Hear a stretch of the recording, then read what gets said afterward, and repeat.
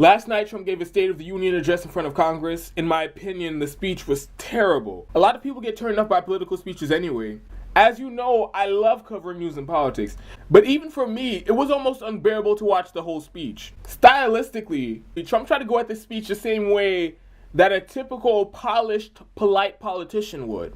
It was extremely slow and long and drawn out for no goddamn reason. This was especially egregious because, like I'm about to explain throughout this video, Trump wasn't even saying anything of substance the entire time. He was really up there just bloviating and spewing droll fucking cliches and platitudes, as well as milking cheap political applause lines throughout the entire speech. I disagree with Trump on maybe 95, 97% of issues. I think he's a shitty person, a scumbag. But one thing I've always given him credit for is that even though when he's giving speeches, it's usually just incoherent ramblings mixed with illogical contradictions, flat-out lies, and insults. Even though all of that is true, it's still entertaining to watch him talk. Where you align ideologically is a good indicator of why you might find some of his speeches entertaining to watch. His supporters are largely in a cult and think he's a demigod out there speaking truth to power and telling shit how it is. Someone like me sees his speeches and it's like watching a crazy sideshow at a circus. Trump is a clown, an incredibly unserious person, but ironically, he has the most serious job on the planet. So for me, the comedic value alone of watching some of his speeches is almost immeasurable. And also, there's a bit of cringe, Twilight Zone, I can't believe this fucking idiot is the president of the United States feeling that you get when you watch some of his speeches also. Regardless of where you fall ideologically, the simplest explanation for why Trump is so entertaining to watch is because he doesn't speak like a typical corporate establishment politician.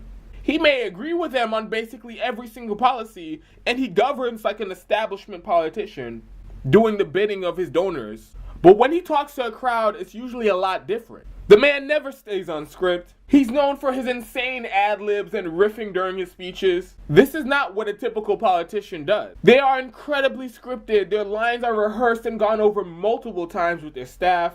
In doing that, it makes politicians come off as extremely insincere and disingenuous, which is why people in the United States don't trust politicians. There's a difference between being prepared, knowing what you're talking about, and being an overly rehearsed robot. Every single establishment politician in the country falls into that latter description, with very few exceptions like Barack Obama and Bill Clinton. But for the most part, Americans are tired of that shit and they can see through it. Which is why one of the biggest advantages that Donald Trump has had in his political career is the way that he talks makes a lot of people believe that since he's talking like a regular person, he must at least be kind of telling the truth, telling it how it is. That perception that people have of him, specifically his base, is a big part of why till this very day, even after all the crazy shit that Donald Trump has done, he still has a higher approval rating than any establishment politician in the country. Congress's approval rating right now, I believe, is like 18%. Donald Trump's approval rating is between like 38 and 40%. Now back to the State of the Union from last night. Completely different from a typical political speech you see from Donald Trump. He stayed on script for almost the entire speech. I mean, of course, he's Donald Trump and he was speaking for over an hour, so he couldn't help himself. He threw in a few of his ad-libs like, it's the best ever, it's tremendous, you won't believe it. But there weren't any of those real incoherent tangents that he usually goes on when he's like, speaking in front of a rally or doing a press conference or whatever it is. That actually makes him entertaining to watch, like I explained previously. Even from the perspective of someone in his base, I don't see that speech really exciting any of them very much. He backed down from his giant 10-foot tall border wall made out of concrete that's going to go across the entire US-Mexico border. Instead, he went back to calling it a physical barrier, see-through steel slats placed in strategic locations throughout the border, which is just him backing down from the border wall because he knows he can't get it, and I've gone over this multiple times on the show. He also spent a very good chunk of his speech delivering the standard overused cliches about how America is great and the promise of America and all that flowery bullshit rhetoric terms. That rhetoric is not why his base supports him. If they wanted that shit, they would have voted for John Kasich or Marco Rubio or Ted Cruz or any of the other generic off the assembly line Republicans who are just going to read whatever their staff puts on a piece of paper in front of them. This was the Make America Great Again candidate. His whole campaign was the system is rigged against the middle class and the working class, and I'm going to DC and I'm going to fix this shit. But Trump, I got news for you. You didn't fix shit. Wages have still been stagnant since the 1980s. The federal minimum wage is still $7.25. The Republicans have no plans on raising that minimum wage from $7.25. In fact, they're actively blocking every measure that progressives in the Democratic Party tries to take to raise the minimum wage. The stats that I bring up on the show all the time, 50% of U.S. households make $30,000 a year or less. And someone actually made a really good point about that statistic in a comment on a video I did previously. And they brought up the point that, yeah, 50% of U.S. households make $30,000 a year or less. But 40% of wage earners in the United States make less than $20,000 a year or less. That is devastating. And again, Trump did not fix that. He did not address that. And he has no plans on addressing that anytime in the near future. 3 to 5 million people have lost their health insurance since Trump has become president. There are still 30 million people in the country who do not have health insurance. 30,000 people in the United States die every single year because they can't afford basic healthcare coverage. There is still a giant healthcare crisis in the country. If anything, Trump has made it worse since he's become president. The multiple attempts that him and the Republican Party have made at gutting Obamacare.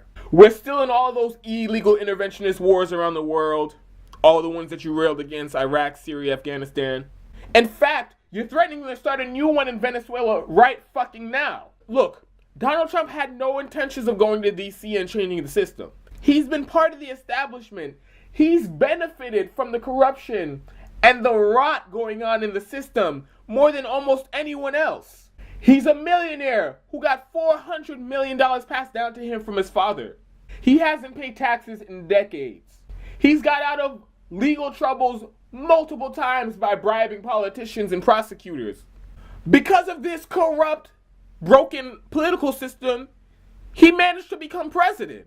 So if you did and still believe that Donald Trump went to DC to drain the swamp and end the corruption, you're a fucking rube. And like I touched on just now, one thing that has been glaringly obvious to people who've been following Donald Trump closely is that he's all but dropped the drain the swamp rhetoric.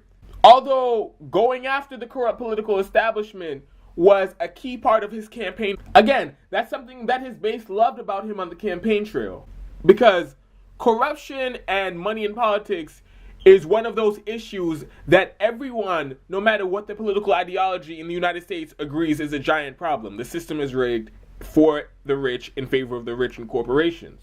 When he was talking about crooked Hillary and her Goldman Sachs speeches and Ted Cruz and his ties to Goldman Sachs and the elites in Washington rigging our political system against you, that type of rhetoric made him stand out clearly in the giant field of typical Republican politicians that were running in 2015 and in 2016 for the Republican nomination. So for you to give such a long, drawn-out, televised address and not mention drain the swamp at all means you went to Washington, D.C. and did exactly what I thought you would do and just completely sold the fuck out. You took money from all these different corporate industries and now you're in office and you're doing them favors. You're allowing the energy industry to pollute wherever the fuck they feel like. You're fucking deregulating Wall Street on a daily basis, which will inevitably lead to the next financial crash. Your entire administration is full of swamp creatures. Trump had the fucking COO of Goldman Sachs as his chief economic advisor in the White House.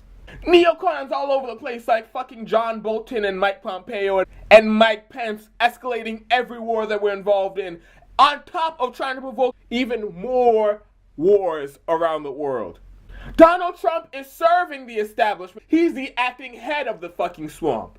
The fact that he's dropped the whole drain the swamp shtick proves to me that he knows he's a fucking liar. He knows he went there to DC and sold his fucking base out. So now he wants to just act like he never said any of that shit when he was running for office about ending the corruption and serving the American people and unrigging the political system that benefited him so much. Something else that was notable was there was a section in his speech where Trump sounded very clearly and unequivocally anti-interventionist.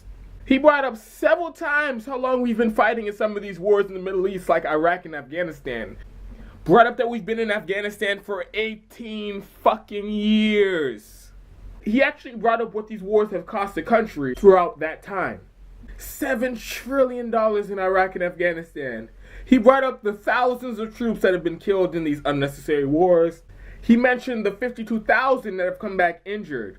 Of course, he brought up some bullshit about the U.S. has already defeated ISIS, which technically isn't true. It was more the Kurds on the ground in Syria, as well as the Assad government in Syria, and the Iraqi forces in Iraq that pushed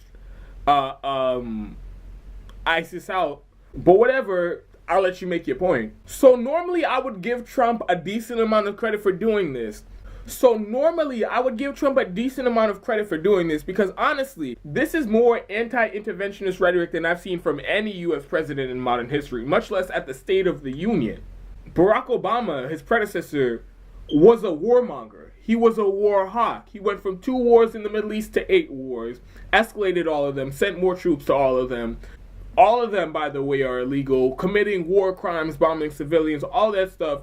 And then Barack Obama went on to brag, as he was leaving office, that he was the first U.S. president to be at war for 2 full terms. But I've come to the conclusion that I will stop giving Trump credit for shit like this for multiple reasons. He does this all the time. He goes out and says all this nice anti-interventionist rhetoric, but when you look at his policies and his actions since he's been president, literally all of them contradict what he's saying. Since he's been president, he's escalated literally every war we're fighting in the Middle East. He's sent more troops, he's done more bombings. There was a report that found Donald Trump has increased the use of drone strikes in the Middle East by 432% since he's been president. That is insane. In his first year in office, he dropped more bombs in Afghanistan than have been dropped in the entire duration of the war that has been going on for 18 fucking years. Do you know how many bombs you'd have to drop to outpace an 18-year war within just 1 year? That is insane. He said we're pulling out of Syria more than once. Now again, it seems like that's not happening. We were on the verge of nuclear war in North Korea entirely at the fault of Donald Trump. As I'm recording this, Donald Trump is in the middle of a coup to illegally overthrow the government of Venezuela, and he's also threatening a military intervention to steal their oil. His administration is full of neocon warmongers and war criminals like John Bolton and Gina Haspel and Mike Pompeo. He also had Jim Mattis, who people like to portray as some type of moderate and rational person. But he's a war criminal, and the same with H.R. McMaster. So here's my new rule to steal from Bill Maher. You don't get to do all that shit, then come out and give some anti-interventionist speech, and then get a round of applause from the actual anti-war movement in the United States, which also happens to include his base. He's the president of the United States. He can, if he wants to, he can sign an executive order to close all these military bases around the world. We have over 1,000 military bases in over 100 countries around the world. He could bring all the troops home whenever he wanted. He could end all these wars. He can do that anytime he wants to, and no one has any legal authority to stop him. Yet here we are, 2 years into his administration, halfway through his first term as president, and he's made no such steps. All of his actions have been the exact opposite direction of peace. I'm not going to be a sucker and give Trump credit every time he throws in some anti-interventionist rhetoric in his speeches to then just turn around and retract what I said 6 hours later because he started some war somewhere or escalated in any of the many that were fighting around the world. So those were some of the parts of the speech that really stood out to me. Unremarkably, Donald Trump threw in the obligatory homage to absurd conservative economic policies. He made an ass of himself, bragging about deregulating industries like Wall Street and the energy industry, and giant tax cuts for the rich and corporations. It's really amazing that it's 2019 and Republicans aren't even bothering to update their absurd, unsubstantiated economic policies that have been debunked 8 ways from Sunday. There's still a mix of Republicans dumb enough to believe the propaganda like trickle-down economics and deregulating industry will grow the economy. To them I say, you have no business in politics because you clearly can't grasp the concept of even basic research and Googling. Because, again, conservative economic policy has been debunked repeatedly. But I guarantee there's a large contingent of the right that knows what they're saying is bullshit, but they just don't expect average voters to check them on it, and they damn sure don't expect the mainstream media to do it. These talking points are so stale and unconvincing. I really can't wait for the day where the entire American public sees that these right-wing economic agenda implemented by Ronald Reagan back in the 80s is just a sham to give rich people more money. So again, my opinion on how the speech was, I feel like the people who liked it most were the people in the establishment, since Trump was basically just trying to appease them by pretending that he was a sane, well put together, polished politician. He was faking the funk and trying to be something that he's clearly not. We all know you're a fucking madman, so just own the title and at least put on a good show while you're there. I'm sure everyone else is going to go into detail, fact-checking everything in the speech, and going in detail, breaking down different segments of the speech. But I just wanted to give my perspective on these specific parts of the speech because I know most people probably won't include that in their analysis. And I think these are valid points to be made.